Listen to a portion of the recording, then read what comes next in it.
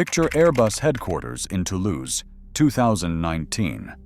The last A380 Super Jumbo rolls out of the final assembly line. There are no new orders. The program that consumed over $25 billion is effectively dead.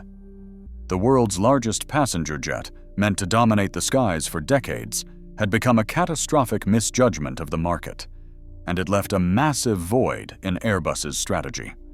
While they were building a four-engine giant, Boeing had quietly perfected its twin-engine 777-300ER, which became the undisputed workhorse of long-haul travel. Airbus was left with a billion-dollar question: how do you counter a competitor that already owns the market? The answer would define a decade of aerospace competition. They would not just try to compete, they would try to crush Boeing's next move before it even left the drawing board. Airbus's initial plan was cautious, almost timid. They proposed an upgraded A330, calling it the A350. It was a derivative, a cost-saving measure. But the market immediately rejected it. Airlines like Emirates and Qatar Airways, the very customers Airbus needed to win, demanded something revolutionary, not evolutionary. They saw Boeing's composite-bodied 787 Dreamliner and wanted Airbus to match that ambition.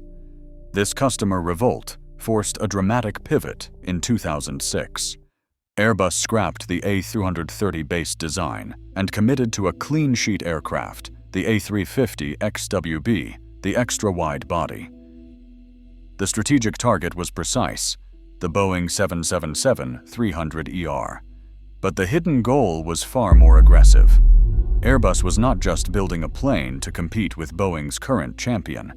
They were designing a plane to make Boeing's next plane, the 777X, economically unviable. The entire A350-1000 variant was engineered as a preemptive strike.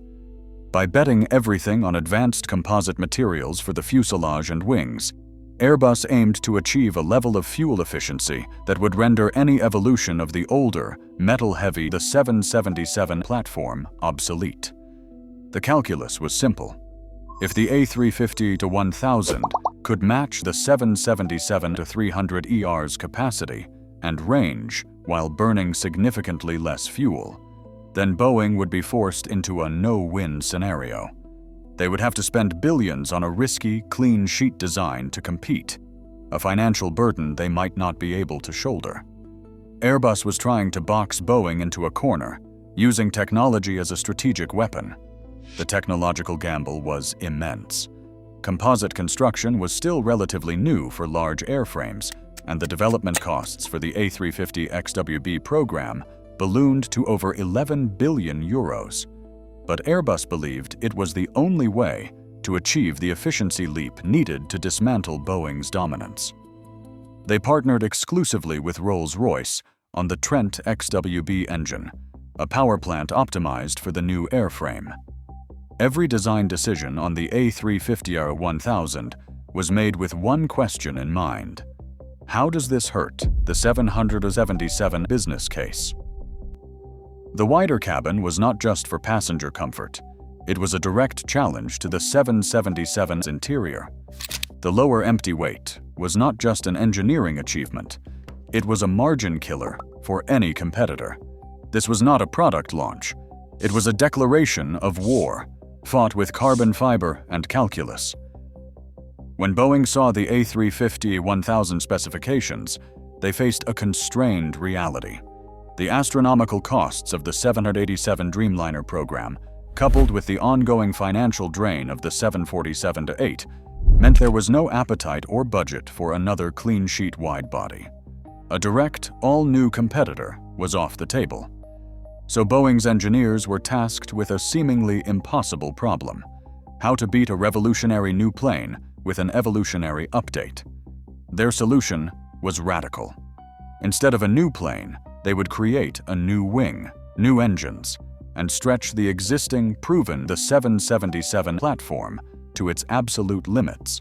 The 777X would be evolution, but evolution on a scale never before attempted. The centerpiece of this gambit was the engine. Boeing turned to General Electric and demanded the largest, most powerful commercial jet engine ever built, the GE9X. With a fan diameter of 134 inches, wider than the fuselage of a Boeing 737, this engine was a masterpiece of brute force engineering. It achieved staggering efficiency through a high bypass ratio, but its primary purpose was thrust. Over 105,000 pounds per engine, enough to lift the massive new airframe. But a wing large enough to maximize the efficiency of such powerful engines would not fit at most airport gates. So Boeing engineered a second miracle, the folding wingtip. For the first time on a commercial jet, the outer meters of the wing would fold upward on the ground, allowing the 777X to have the wingspan of a much larger aircraft while retaining the airport footprint of its predecessor. The strategic calculation was brilliant. By leveraging the existing 777 platform, Boeing could offer airlines immense commonality, reducing training and maintenance costs. They could promise a plane with greater capacity than the A350-1000, longer range, and lower operating costs per seat. The announcement shocked Airbus. Instead of retreating, Boeing had doubled down on size and capacity. The 777-9 variant would carry more passengers farther than the A350-1000. Boeing had called Airbus's bluff.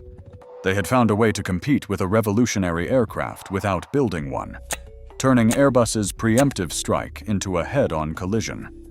The battle was no longer about preventing the 777X. It was about which vision of the future would win. The war of press releases and design studies moved to the real battlefield, the Middle East. This was where the fortunes of wide-body jets were made, and both manufacturers knew that winning the launch customer for their new flagship was a strategic necessity. The theater of operations was the offices of Emirates, Qatar Airways, and Etihad. These carriers did not just buy airplanes, they made or broke programs with multi-billion-dollar commitments. Airbus struck first. They leveraged their relationship with Qatar Airways, which had been an early and vocal critic of the original A350 design. In a major coup, Qatar placed a launch order for the A350-1000. This was Airbus's early victory, a signal to the market that their preemptive strike had credibility. It put immediate pressure on Boeing to prove the 777X was not just a paper airplane. But Boeing's counteroffensive was devastating. They went straight to the heart of Airbus's strategy. Emirates, the world's largest operator of the 777-300ER. In a stunning announcement at the 2013 Dubai Air Show, Emirates committed to 150 777 aircraft, a deal worth over $50 billion. This was not just an order, it was a declaration of faith in Boeing's evolutionary gambit from the airline that mattered most. The real failure for Airbus began to emerge here. They had designed the A350-1000 to be so good that it would make the 777X unnecessary. But the market reaction demonstrated a fundamental flaw in that logic.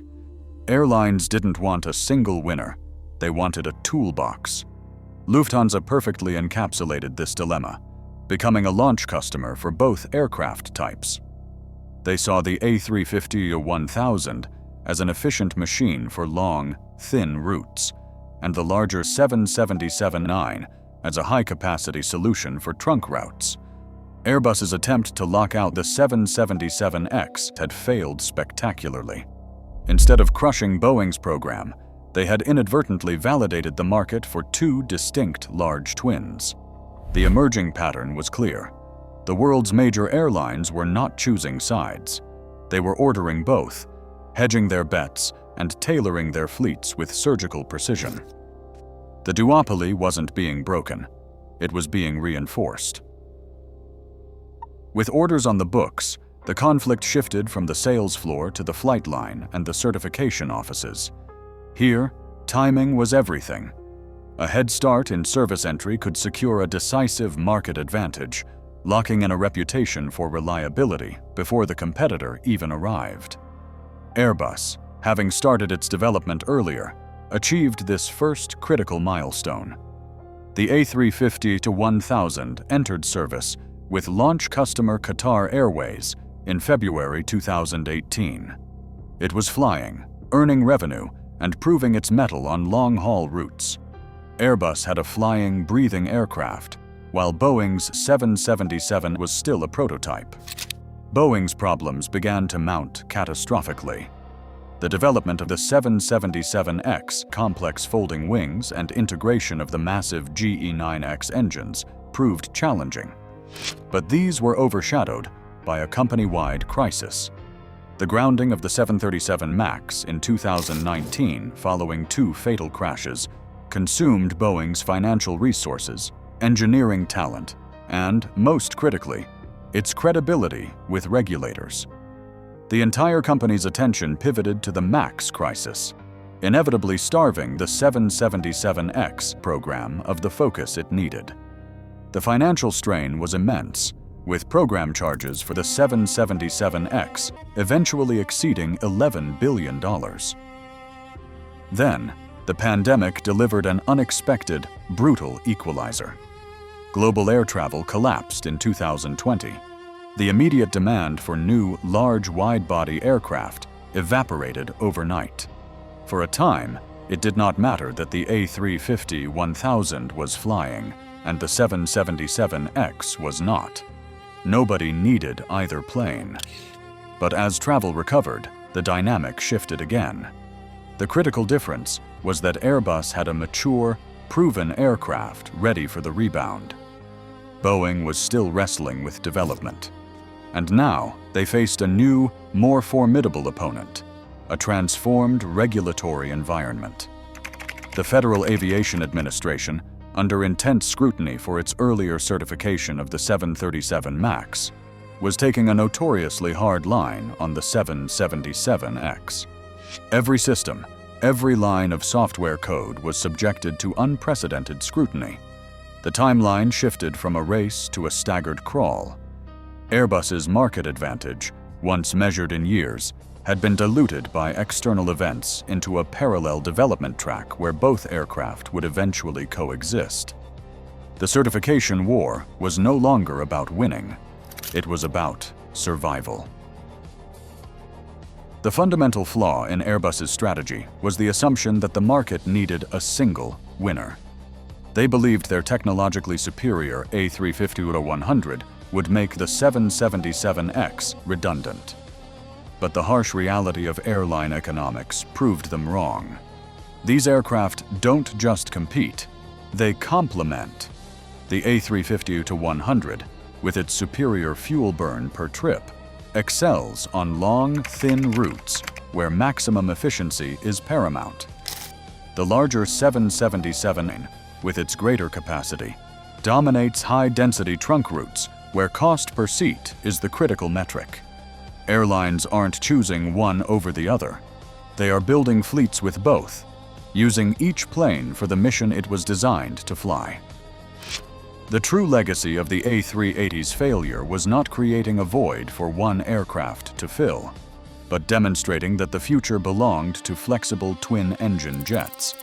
With over 500 firm orders for the 777X and more than 1,300 for the A350, Airbus's strategic miscalculation was trying to crush a competitor instead of understanding that the duopoly itself was the market's preferred state.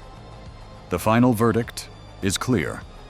Airbus failed in its primary objective to prevent the 777X from ever taking flight. But in trying to crush its rival, it only strengthened the very duopoly it sought to break. Boeing and Airbus continue their shared dominance, locked in a perpetual stalemate that forces constant innovation. The market, it turns out, was large enough for both visions of the future. The next battlefield has already been chosen, the elusive middle-of-the-market aircraft. But the lesson from this decade-long war is etched in carbon fiber and titanium. In the high-stakes game of global aviation, there are no knockout punches. only tactical victories in an eternal chess match.